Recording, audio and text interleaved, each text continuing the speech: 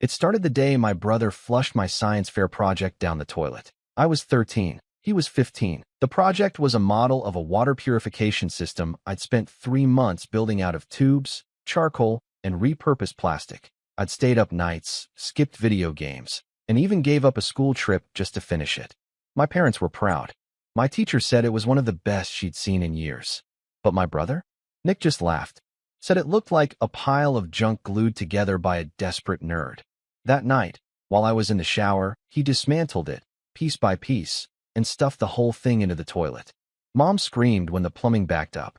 Dad grounded me for not keeping things where they belonged. Nick stood behind them, arms crossed, smug little grin on his face. And for some reason, I apologized. My name's Lucas, I'm 28 now, and I've spent most of my life cleaning up after my brother's messes, literally and figuratively. I'm not bitter. At least, I try not to be. But it's hard not to feel something when you're constantly the afterthought. The shadow. The cleanup crew. Growing up, it was always, Nick is so charismatic, or Nick makes friends so easily, or Nick's just a bit of a troublemaker. He doesn't mean it. Meanwhile, I was the quiet one. The fixer. The kid who got straight A's and still got told to be more fun, like your brother. Nick was the golden child. He had this way of turning every mess up into a joke. He could charm teachers out of detentions, talk his way out of chores, and always made sure someone else took the fall. Usually me. I remember once, in high school, he borrowed my laptop for a quick project. 2 weeks later, I got called to the principal's office because he'd hacked into the school's grading system with it. Somehow, even after they traced it to my account, he convinced them it was my idea. I was suspended for a week. When I confronted him, he just laughed. Dude, lighten up. You'll be fine. You always are. And just like that, I became the problem child, and he was the misunderstood genius with too much potential to waste.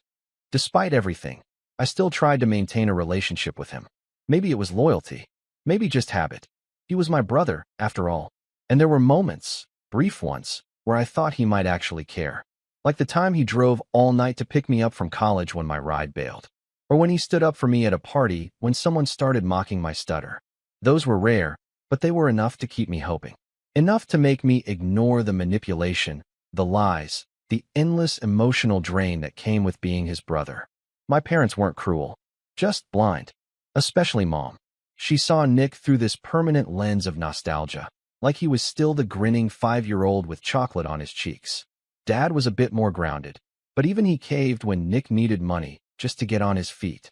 Every time Nick burned a bridge, whether it was with friends, jobs, or landlords, our parents were right there, sweeping up the ashes. And me? I was just the background noise. The reliable one. The one who didn't need help, so didn't get it.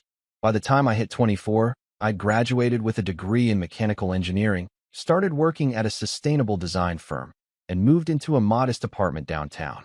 I wasn't rich, but I was stable, independent.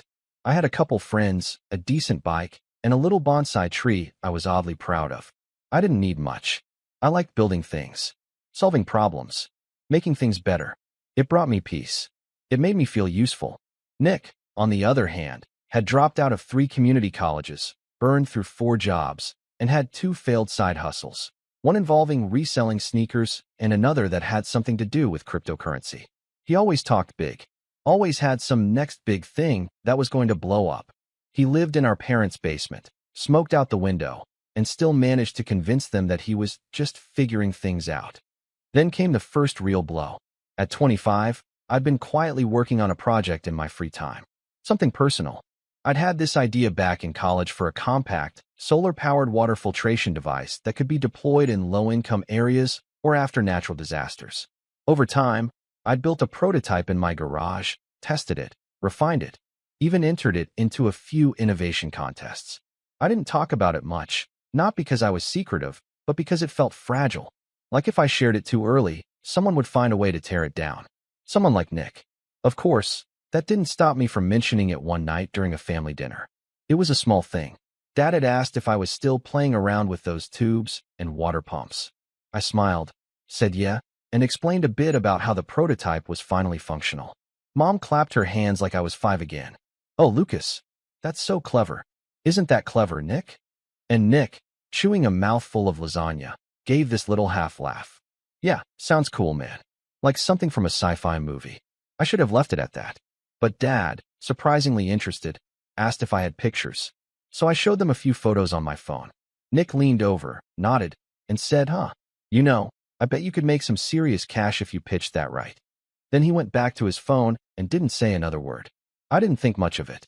Honestly, I was just glad he didn't make fun of it. A few weeks later, I went to submit my project to a startup incubator that offered grants to sustainable tech innovations. I'd spent hours polishing the application, uploading the diagrams, writing a heartfelt explanation of how the idea could help in real-world disaster zones.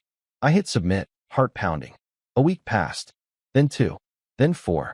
Nothing. I followed up, only to be told the incubator had already chosen their finalists, and that one of the most promising submissions was for a nearly identical product. I was stunned. I asked for more information, pretending to be just curious. They wouldn't give names, but they mentioned the submission had come from a Nicholas C. I felt like I'd been punched. My chest went cold. I raced home and pulled up the incubator's website. Sure enough, there it was. A featured project called Pure Drop, credited to an N. Callahan. The prototype photo had been slightly altered, the branding slicked up, the design trimmed, but it was mine. My layout. My filtration sequence. Even the modular clip I'd invented to keep the tubing stable was identical. I stared at the screen for what felt like hours. Then I called him. He picked up on the third ring. Yo, what's up? I didn't even say hello. You stole my design. There was a pause. Then, in the most casual voice imaginable, whoa, chill. I didn't steal anything. I just expanded on your idea. You took my prototype. You changed the name and submitted it. Look, man, he said, laughing now. You showed it to us at dinner. It wasn't, like, copyrighted or anything. And you weren't doing anything with it. You don't get it. This is how business works. You snooze, you lose. I couldn't breathe. My vision blurred. I think I muttered something. Maybe a curse, maybe just his name, but I hung up. I sat there, numb, as the realization sank in. My brother had taken the one thing I'd built entirely on my own and sold it as his own invention. He got the grant. He got the investors. Within 6 months, he had a website, a PR firm, and 2 viral TikToks about how Pure Drop is changing the world, one drop at a time. The media ate it up. My parents? They were ecstatic. Can you believe it? Mom beamed during one call. Nick finally found his calling. Oh, Lucas, you're going to be so proud of your brother. Proud. I wanted to scream, but I didn't. I swallowed it. Again, just like always. Because what was I going to do? Out him? Make my parents choose sides? Risk looking like the jealous sibling? Instead, I pulled away. I stopped visiting. Stopped calling. I kept my head down, did my work, and watched from a distance as Nick's face showed up on business panels, podcasts, and conference flyers. He bought a Tesla, then a condo, then posted a picture of himself vacationing in Santorini with the caption, "Started from the basement, now we here." Every post felt like a knife. And the worst part? No one knew. No one cared. But I never stopped watching. And I never forgot. I didn't know it yet, but the tides were already beginning to turn. All it would take was one phone call, 3 years later, that would flip the entire story on its head. And this time, I wouldn't stay quiet. If I had to pick the exact moment everything shattered, it was the night of my parents' anniversary dinner. They were celebrating 35 years together, and Mom wanted to do it big. Reserve the private room at some overpriced Italian place downtown. I almost didn't go. I'd barely spoken to Nick in over a year by then. Every time I saw his smug face on Instagram, giving motivational speeches about innovation and resilience, it made my blood boil. But Mom begged. She said it'd mean a lot to her if we were both there. So I went. I showed up 5 minutes early, old habit, and sat in the corner seat while the staff finished setting the table.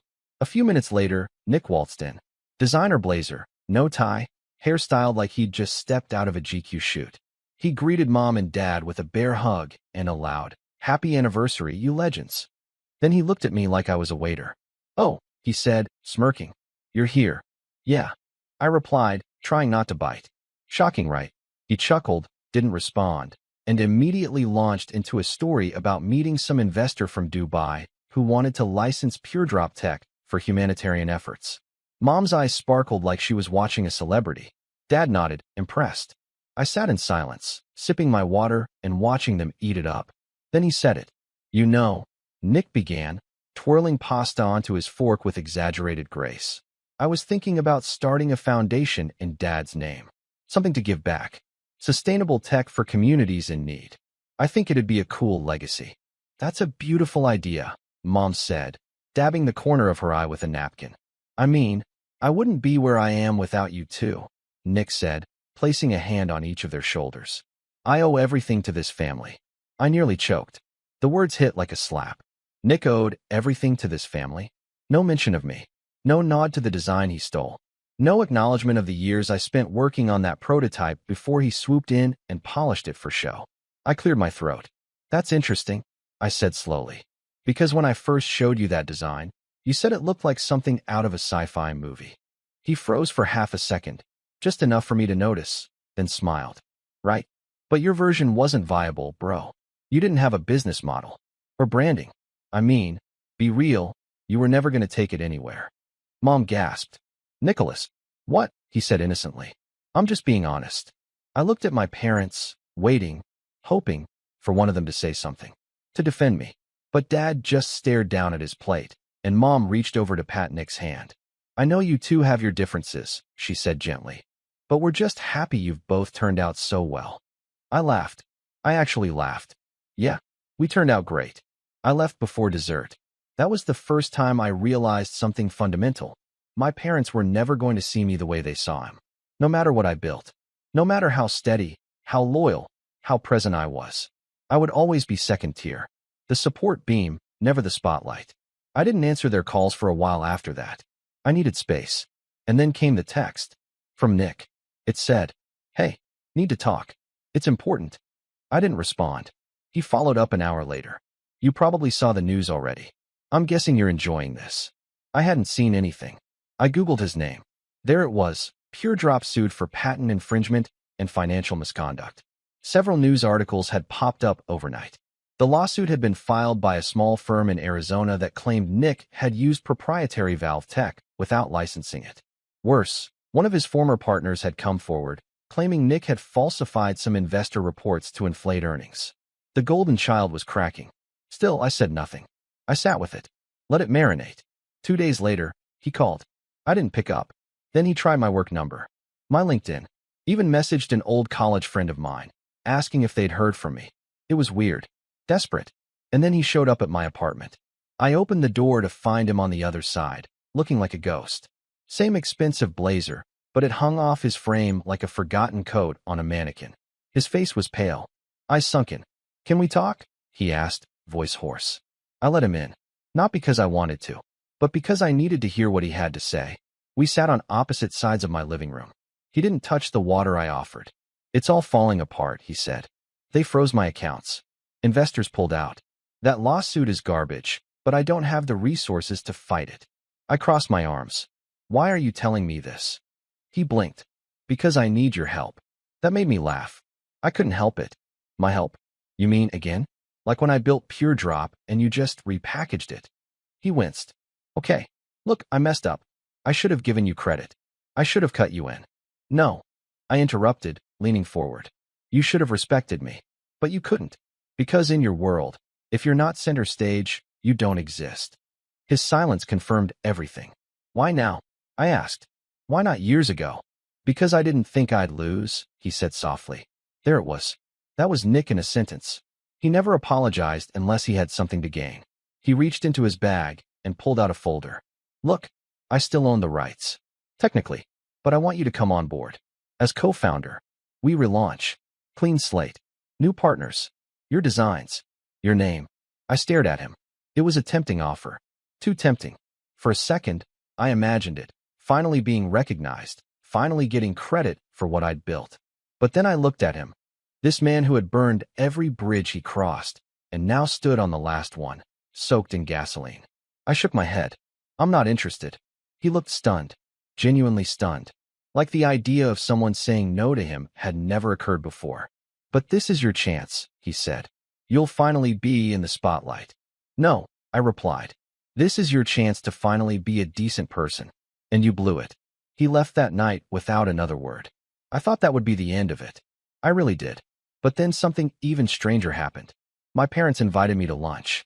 Just me. No Nick. I showed up, unsure of what to expect. They looked unusually serious. Not sad. Just thoughtful. We wanted to talk to you, Dad said. About the trust. I blinked. The what? The inheritance, Mom said quietly. Our will. We've been revising it. I stared at them. I hadn't even known they had a will. Dad cleared his throat. We've decided that the business shares we own, along with the properties, your mother's house, and my side of the land, will be passed to you. My mouth went dry. What? I asked. We love your brother, Mom said, her voice trembling slightly. But we're not blind anymore. You've been the one holding everything together. I didn't know what to say.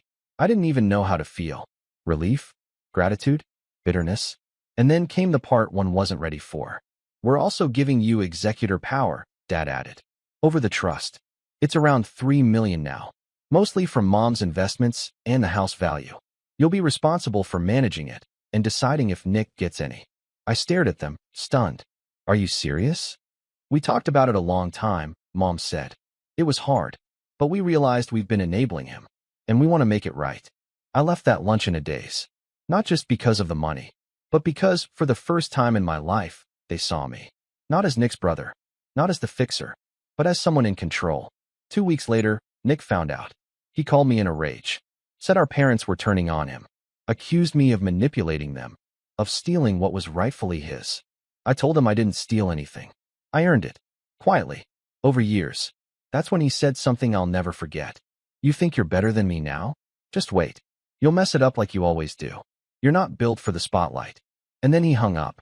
That was the last time I heard from him, until the day he showed up on my doorstep again, broke, unemployed, and desperate. Rock bottom didn't come with a dramatic crash. It came quietly, like a slow leak in a tire you don't notice until you're stranded on the side of the road, miles from help. After that lunch with my parents and the blowout call with Nick, I thought things might finally be settling. I'd been handed something I never asked for: responsibility, trust, recognition, and I was still wrapping my head around it. But for the first time in years, I allowed myself to feel hope. Like maybe I could finally breathe in a space that wasn't under my brother's shadow. But hope, it turns out, can be a dangerous thing. About 2 months after that conversation, my dad had a stroke. It was sudden and brutal. One moment, he was out back pruning Mom's hydrangeas, and the next he was on the ground, his coffee spilled in the grass, eyes wide and frozen. Mom found him minutes later and called me, hysterical. I drove over like a man possessed, heart pounding so hard I couldn't hear my own thoughts. He survived, but he was never quite the same. His speech was slurred, his memory patchy. The man who used to lecture me about engine oil viscosity now struggled to remember my name on bad days. And just like that, the weight of the family shifted again, this time squarely onto my shoulders. Mom was strong, but exhausted. She didn't ask for help, but I offered anyway. I handled the legal paperwork, followed up with a neurologist, arranged for an in-home therapist. I brought meals, repaired their water heater when it blew, paid for half the new stair lift out of pocket when the insurance company dragged their feet. I didn't think about it. I just did it. Nick didn't even show up to the hospital until day 5. When he finally arrived, it was like a storm rolled in. He hugged Mom with performative sobs, filmed part of the hospital visit for a raw, authentic moment on his now dwindling Instagram, then pulled me aside and asked if the inheritance was still locked in. I couldn't believe it. Our father's in a hospital bed, I said, trying to keep my voice steady. And you're asking about money? He shrugged. You don't get it. I'm underwater here, Luke. I lost my team, my accounts, my brand. You think it's easy rebuilding from scratch with your name dragged through the mud? I'm just trying to survive. No, Nick, I said. You're trying to cash out. That's different. He stormed off. Mom didn't notice. She was too busy holding Dad's hand and whispering stories into his ear like it would anchor him to reality. Over the next few weeks, I started noticing signs of strain in my own life. I was stretched thin, splitting time between my job, my parents, and the slowly growing pressure of being the executor of a trust that was suddenly under scrutiny from every angle. My manager at work called me in one Friday and gently asked if I was okay. My performance had slipped, deadlines missed, emails unanswered. I nodded and told her everything was fine. That was a lie. I barely slept. I'd wake up in the middle of the night, heart racing, unsure if I'd left the stove on or if Dad had fallen again. I couldn't eat. My bonsai withered from neglect. Then the worst happened. I got laid off. Budget cuts, they said. Restructuring. But I knew the truth. I'd become unreliable. I couldn't blame them. I packed my desk that day in silence, drove home, and sat in the dark for hours. I didn't tell anyone, not even my parents. They had enough to worry about. That was the low point. It wasn't loud or dramatic. Just quiet. Empty. A sense that I'd poured everything I had into holding everyone else together and hadn't kept a single drop for myself. I was broke, jobless, overwhelmed, and bitter. And beneath it all, that old voice crept in, the one I thought I'd buried. Nick was right. You're not built for the spotlight. But the funny thing about rock bottom? There's nowhere left to sink. And sometimes, in that silence, you find clarity. One night, after another full day of job hunting and caregiver calls, I sat at my old drafting table. It had dust on it, hadn't touched it in months. On a whim, I opened a folder where I kept all my old project notes.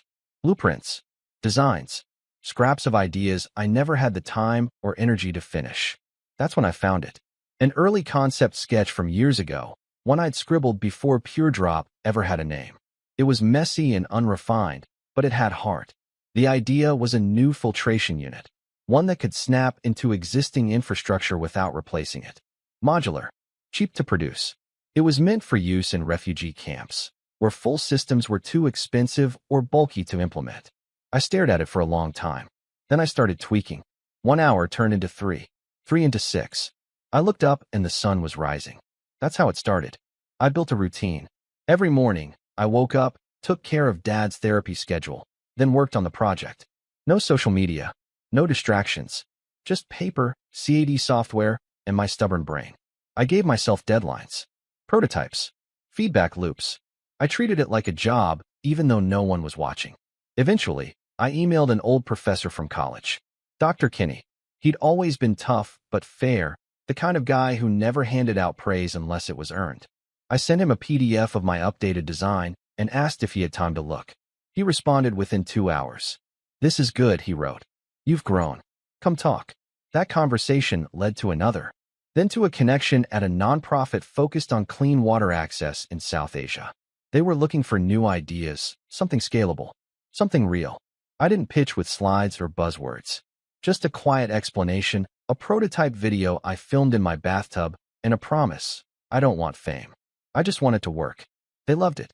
Within 3 months, they offered me a small grant to develop a field-ready version. I used the money carefully, no flash. Just materials, software, and a little part-time help from a retired engineer I met through Dad's therapist. During that time, things started changing. Mom got stronger. Dad stabilized. I found part-time consulting work to cover bills. And somehow, in the middle of all of it, I started to feel something I hadn't in years: pride. Not because someone handed me a microphone, but because I was building something real, again, on my terms. Then the article dropped. It was in a modest tech blog, one of those niche sites that covered sustainability projects. They'd heard about my prototype from the nonprofit and wanted to do a short piece. I almost turned it down, but something in me, the tired part that had been trampled for too long, said yes. The article was titled, "This Quiet Engineer May Have Just Changed the Future of Water Filtration." It wasn't viral, but it did get shared around enough to reach people. Emails trickled in, questions, encouragement, and one message, in particular, that made my stomach flip. From Nick Callahan. Subject: Saw the article. We need to talk. I didn't answer. Instead, I poured myself a cup of tea, opened my laptop, and kept building. Because here's the thing about falling. If you survive it, if you crawl through the ashes of everything you lost, you learn what you're really made of. Nick burned fast and bright.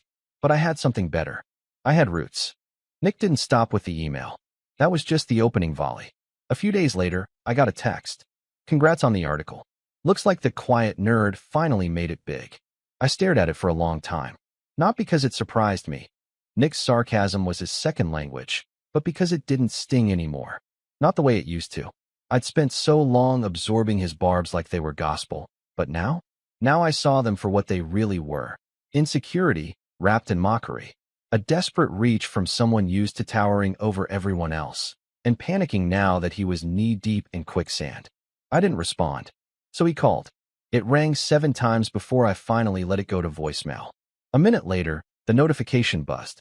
Lucas, look, I know we haven't exactly been on good terms, but I saw the article, and I'm impressed, man. Seriously, you're doing important work. Real work. I want to make things right between us. Give me a chance to talk, okay? No tricks. Just family. He always knew how to sound sincere when he needed to. I didn't delete the voicemail. I saved it. Every syllable, every carefully measured pause. Because somewhere deep in my gut, I felt it. This was the beginning of something. I didn't know what yet. But it wasn't an apology. It was a setup. And this time, I wasn't walking into anything unprepared. That night, I stayed up sketching. Not blueprints or filters, but outlines. Notes. Names. I wrote down everything Nick had ever taken from me. Not just the PureDrop theft, but the years of casual sabotage. The job opportunities he torpedoed when he badmouthed me to mutual contacts. The internship he accidentally blew when he borrowed my portfolio in college and left it at a diner. Even the small things. The lies to our parents. The way he twisted every story so I looked like the selfish one. I wasn't writing it all down out of spite. I was organizing a strategy. For once, I was going to think like Nick. But smarter. More deliberate. First, I needed to understand his position. So I did some digging. Turns out, after the lawsuits, PureDrop had collapsed hard.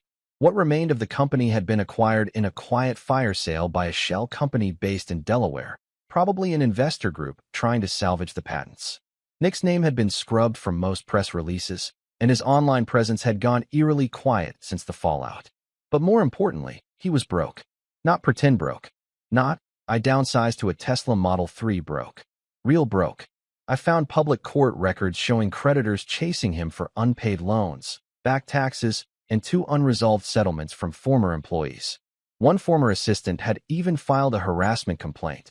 That part didn't surprise me. Nick always had a way of making people feel small when the cameras were off. But here's where it got interesting. Buried in one of the court documents was an affidavit that mentioned Nick had sold personal assets to support a new venture in development. That meant one thing. He was trying to rise again. I knew Nick. He didn't know how to stay down. He'd claw and scratch and bluff his way back to relevance, even if it meant standing on someone else's shoulders. Again. And that's when the idea hit me. What if I gave him what he wanted? Not out of kindness, but as bait. See, I had something Nick desperately needed, credibility. He'd torched every bridge he'd ever crossed. No one trusted him. No one would invest in him. But I had a name now. A small one, but clean. Authentic. My nonprofit partner had just introduced me to a few mid-level investors looking to support ecotech projects with social impact. If Nick caught wind of that, he'd come running. So I started planting seeds. First, I posted an update to LinkedIn. A short, polished write-up of my new partnership with the nonprofit. Nothing flashy. Just a photo of me at a rural test site in India, kneeling beside one of my latest prototypes. The caption read, "Grateful to be working with people who care about impact over profit. We're just getting started." Then I updated my Twitter bio. Changed engineer to founder. That got a few retweets from sustainability influencers. Within hours, a few startup blogs reposted the image. It didn't take long. 2 days later, I got another email from Nick. "Saw your LinkedIn update. Congrats on the funding. I have an idea I think you'll love. Want to meet?" There it was. The invitation. I waited a day before replying. "Sure. Let's talk." Neutral ground. He agreed instantly. Suggested a cafe downtown. The one he used to bring dates to when he was still trying to convince people he was a humble genius. I showed up 10 minutes early, ordered an espresso, and picked a seat near the back, where I could watch the entrance. He arrived right on time. Nick looked weathered. The blazer was still expensive, but it didn't fit quite right anymore. His face had that hollow look people get when they've spent too much time pretending not to panic. He smiled when he saw me, all teeth and charm. "Lucas," he said, arms spread like we were long-lost friends. "Man, it's good to see you." I nodded. "You too." He sat down, waved off the waiter, and leaned forward. "I'll cut to the chase," he said. "I've been working on something. A new concept. Took everything I learned from PureDrop, stripped out the fluff, and reimagined it from the ground up." He pulled a tablet from his bag and slid it toward me. I looked at the screen. It was a sleek mock-up of a filtration unit. Compact, modular, field-ready. I didn't react, because it was my design. The exact design I'd sent to Dr. Kinney months ago. He must have gotten access somehow. An old drive? A shared folder I forgot to lock. Impressive, I said calmly. Where'd you get the specs? He grinned. Let's just say inspiration struck. Point is, I've got a manufacturer lined up overseas, a buddy who still owes me a favor in marketing, and a couple early angel investors who want in. Only thing I'm missing? A clean face. He pointed at me. You're the hero now? People trust you. We combine forces, we could take this thing global. I stared at him. He genuinely thought I'd say yes. I need to think about it, I said. He nodded eagerly. Totally. Just don't wait too long. Timing's everything. We shook hands, and I left. But now I had proof. The tablet, the mock-up, the proposal, it was all the evidence I needed to show he was trying to steal my work again. Only this time, I'd invited him to do it. Documented it. Logged every interaction. I even had the cafe security footage, thanks to a quiet tip to the manager I used to know from college. Now it was time to act. I called Dr. Kinney, sent him the footage and files. This enough to void any NDA breach? I asked. He chuckled. This is enough to bury him. But I didn't want to just bury Nick. I wanted to teach him. So I kept playing along. I emailed Nick 2 days later, saying I was in. I asked for access to his investor deck, his manufacturing contacts, a timeline. He gave me everything. And I started building my own timeline, one that didn't include him. Meanwhile, I reached out to a friend in marketing, someone I trusted, and started quietly prepping a campaign. Not flashy, just precise, timed, controlled. Because if Nick was planning to launch a stolen project under a new name, I was going to beat him to it, with a better name, better partners, and the receipts to prove he'd never built a damn thing in his life. Let him think he was winning. Let him post teasers, build hype, whisper to investors. Because when the moment came, I'd be ready. And this time, I wasn't pulling punches. Nick's downfall didn't explode like a bomb. It unraveled like a bad thread, slow and irreversible, with every tug making the seams of his ego come apart. I gave him 3 weeks to play pretend. 3 weeks of emails, phone calls, forwarded contracts, eager investor updates. He even sent over an NDA for our protection. I signed it, but only after tweaking the copy on my end and logging his digital signature through a timestamp server. Legal firepower. Ironclad. Bulletproof. I wanted this revenge to be clean. Not petty. Not impulsive. Just surgical. By week 2, I had everything I needed. Screenshots, voice recordings, thanks to a call recording app I'd quietly installed, and a full copy of his investor pitch deck, which used my diagrams, my case studies, even a testimonial I'd written for the nonprofit, copied and pasted word for word. This time, Nick wasn't just stealing an idea. He was hijacking a full identity. But I waited. I watched. He booked a launch date. A modest event in a co-working space downtown, RSVP only. Supposedly exclusive, but I got in easy. My friend from marketing had been added to the invite list. She forwarded me the email with a grin and a single line. You ready? I was. I didn't sleep the night before the launch. Not from nerves, just anticipation. I'd planned this moment for months now, and every piece was finally where it belonged. The morning of the event, I sent out an email blast through my nonprofit partner's mailing list. Subject line: the real story behind the next big water tech launch. Inside was a neatly organized expose. Screenshots, timeline, voice recordings, video clips from the cafe. His email admitting the idea was mine. The investor deck with metadata traced back to my original documents. A quiet but devastating commentary about how integrity matters more than hype, and how real impact should never be stolen. It didn't smear him. It unmasked him. I scheduled it to go live at 10:15 a.m. Nick's launch began at 10. I arrived at the venue 5 minutes late. Not fashionably, strategically. The room was small, maybe 40 people. A handful of investors. A few media reps. And there, at the front, was Nick. Hair gelled. Suit tailored. Smile polished like a politician's. He was mid-sentence when he saw me walk in. His voice caught for just a second, just long enough for the silence to stretch awkwardly. Then he kept talking. I leaned against the back wall, arms crossed. So, as you'll see in this next slide, Nick continued, gesturing toward a screen, Our filtration unit isn't just efficient, it's revolutionary. Designed with adaptability in mind, it's already generating interest from multiple NGOs in Southeast Asia. He didn't get to finish the sentence, because right then, one of the investors' phones buzzed. Then another, and another. One of the reporters in the front row raised her hand. Mr. Callahan, are you aware there's a document circulating that claims you plagiarized this entire project from your brother? The room went silent. Nick blinked. What? She held up her phone. It's all over Twitter. An expose. Emails, voice recordings, patent sketches. Someone leaked it. With a lot of evidence. Nick looked like someone had just dumped a bucket of ice water over his head. No, that's fake, he stammered. Lucas is just jealous. He's been trying to sabotage me for years. Actually, said a second journalist, standing now, we just received a press release from the nonprofit you said you were partnering with. They've confirmed no affiliation with you. In fact, they called your claims fraudulent. Nick turned red. This is a setup. It's a smear campaign. He's bitter because I beat him. He gave me those designs. No, I said, finally stepping forward, my voice calm but clear. You stole them. Twice. He spun to face me. You think this makes you a hero? What? You wanted a little spotlight, so you decided to destroy everything I've built. I looked at him, really looked. He was sweating now, breathing heavy, backed into a corner with no more mirrors to hide behind. You didn't build anything, I said quietly. You copied, lied, burned every bridge. And now you're upset the truth finally caught up to you. There was a beat of silence. Then the man from the investor group spoke. We'll be withdrawing all interest in this project. Effective immediately. Nick opened his mouth, but nothing came out. Someone else stood up. A woman in marketing. And we'll be contacting legal. If you used our firm's name in a false pitch, that's fraud. Nick's mouth worked uselessly as the crowd thinned. A few people stayed behind to ask questions, but not to him. To me. Journalists. Photographers.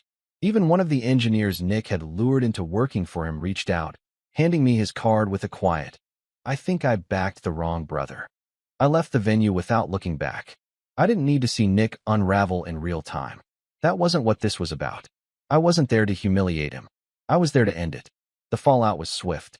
Within 48 hours, Nick had lost everything. Again. But this time, it wasn't a scandal, it was exposure. His investors blacklisted him. The NGO community flagged him. His LinkedIn vanished. His Twitter turned private. A week later, I heard from my mom that he'd been staying in a cheap motel 2 towns over. She asked if I could help him. I told her gently. I already did. She didn't ask again. The nonprofit I'd partnered with formally brought me on as co-founder. We launched a pilot program in 3 countries. Donations poured in. A new name, a new site, a new mission. No noise. No flash. Just real work. One day, as I stood in a remote village watching a group of kids fill their water bottles from one of my units, a boy looked up and asked, "Did you make this?" I smiled. "Yeah, I did." He nodded, then ran back to his friends. I didn't need applause, or likes, or magazine covers. I just needed that. Nick never recovered. Maybe he'll try again someday, with a new name and another mask. Or maybe he'll finally sit with his own failure long enough to understand it. I don't know, and I don't care, because I'm done being the quiet brother in the background. I'm done building things for other people to steal. This time, I built something no one could take from me.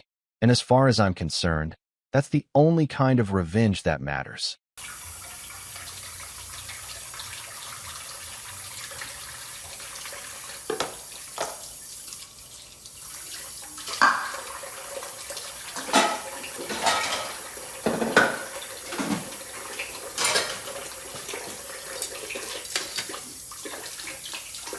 Thank you for the follow, Satch. Also, Billy. Guys, I haven't seen Billy in a while. Billy loves my cooking streams. And I haven't seen him like last stream. I'm a bit worried about him. Hi, AJ. How are you? What does the clown mean, Darsh?